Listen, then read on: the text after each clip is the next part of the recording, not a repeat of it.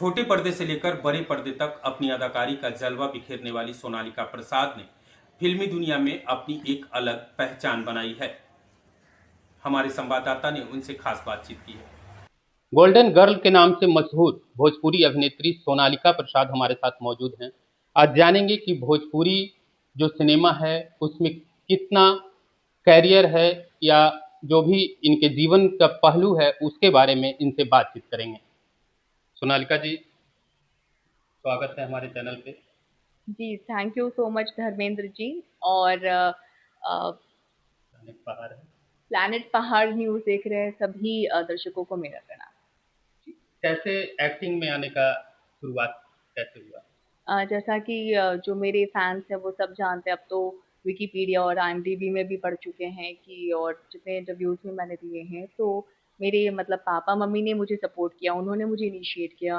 Earlier मुझे news channel में काम करना था, और क्योंकि मेरे पापा की पोस्टिंग मुंबई में हो गई थी और वो नहीं चाह रहे थे कि एक स्ट्रॉन्ग कम्युनिकेशन गैप रहे और दिल्ली में मुझे रहना पड़ता था न्यूज़ के लिए।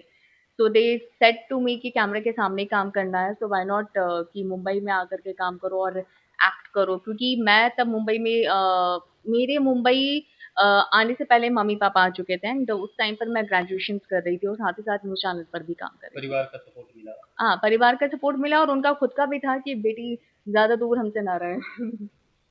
ये सिनेमा में अक्सर देखा जाता है रिजेक्शन, कास्टिंग काउच जैसे मुद्दे होते हैं, आपके साथ ऐसा कुछ?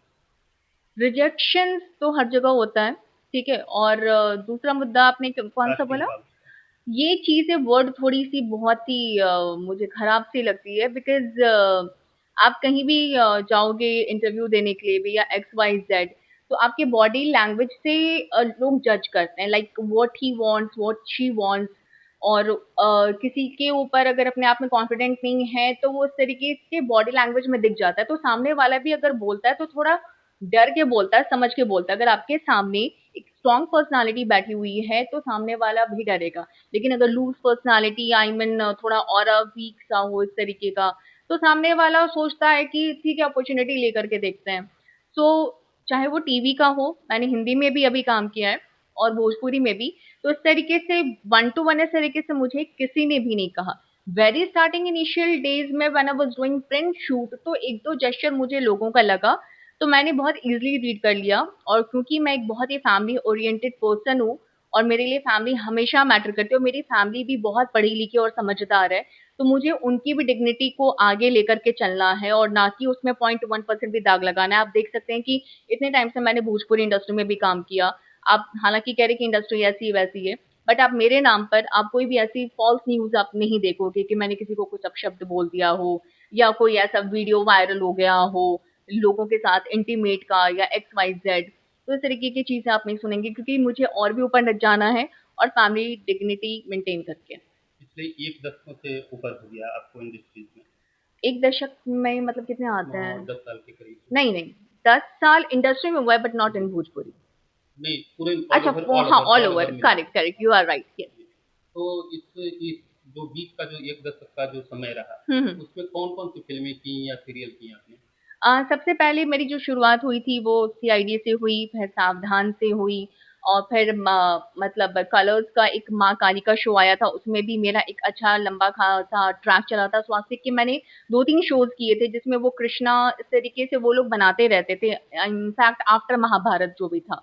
तो माइथोलॉजिकल सीरियल्स मैंने बहुत किया। फिर डीडी में बातें कुछ अनकहीं से आई, वो भी मेरा 2 साल तक शो चला और उसमें भी मैं लीड थी। तो दोपहर के 2 बजे का वो टाइम स्लॉट था, तो वो शो काफ़ी हिट हुआ।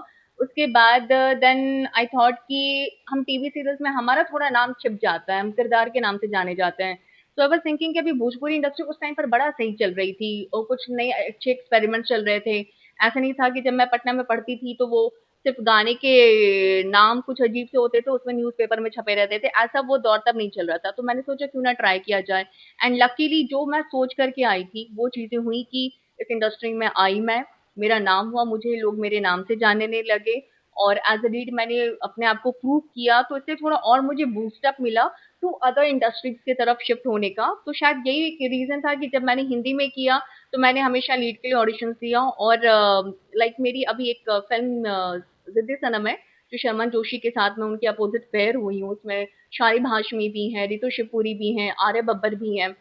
तो वो फिल्म की शूटिंग तो हो चुकी है, लेट्स सी कि मेकर्स कब उनको रिले करते हैं, कब वो आती है फिल्म, तो उसके बारे में नहीं बोल सकती क्योंकि हिंदी के टर्म्स कंडीशंस थोड़े अलग से होते हैं।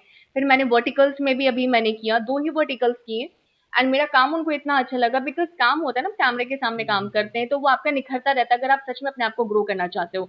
तो अभी इंडिया का फर्स्ट ट्रू वर्टिकल अवार्ड हुआ था, हाल-फिलहाल मुंबई में 2-3 दिन पहले ही हुआ था। तरुण खन्ना उनको होस्ट किए थे और बहुत हितेन तेजवानी आए थे, वकार आए थे, अच्छे-अच्छे टीवी एक्टर्स आए थे।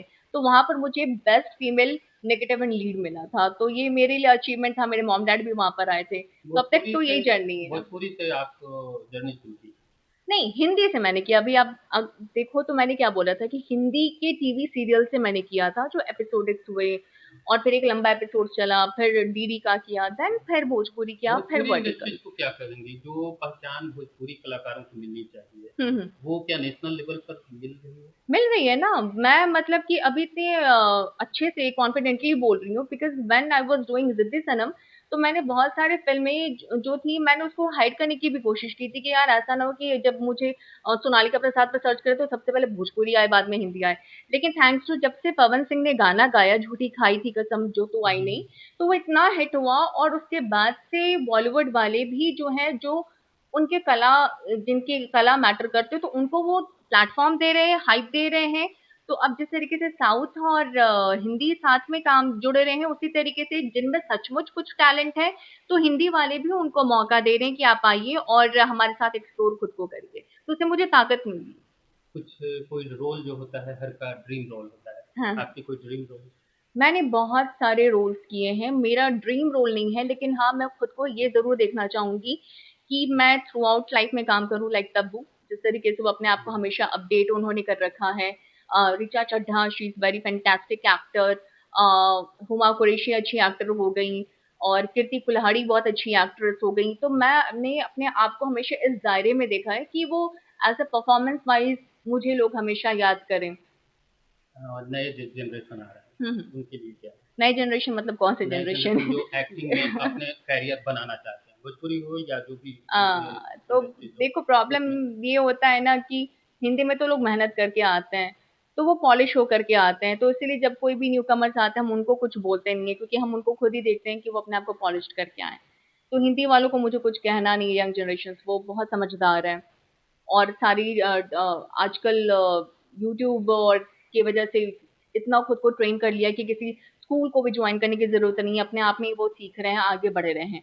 भोजपुरी में ये बहुत बड़ी प्रॉब्लम है कि आप खुद को प्रेप करके नहीं आते हो, एकदम से उसमें छलांग मार लेते हो और फिर डूबने लगते हो और फिर बदनाम पानी को करते हो। जो राजनीति की तरफ कई कलाकार हैं हुँ, जो हुँ। खींचे चले जा रहे हैं, हुँ, हुँ।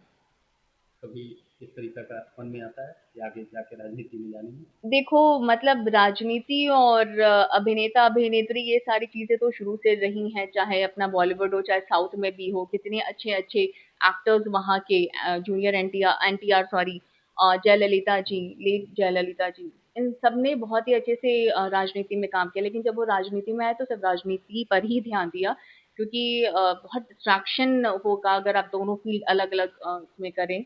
और सेम चीज़ ये पैटर्न होता है कि लोग आपको जानते हैं, तो आपको अपना रेपो बहुत मेंटेन रखना पड़ता है, आपकी ईमानदारी पर हमेशा क्वेश्चन्स होते हैं। सो अभी तो मुझे इस फ़ील्ड में ही बहुत सारा काम करना है और जब मुझे लग जाएगा कि हाँ, मैंने अच्छा काम कर लिया है और जब अच्छी अप्रोचिंग आएगी, तो मैं सोच सकती हूँ। ये थी हमारे साथ सोनालिका प्रसाद जी, जो अपने बारे में बहुत सारी जानकारियाँ दी। पटना से प्लानेट पहाड़ के लिए धर्मेंद्र सिन्हा।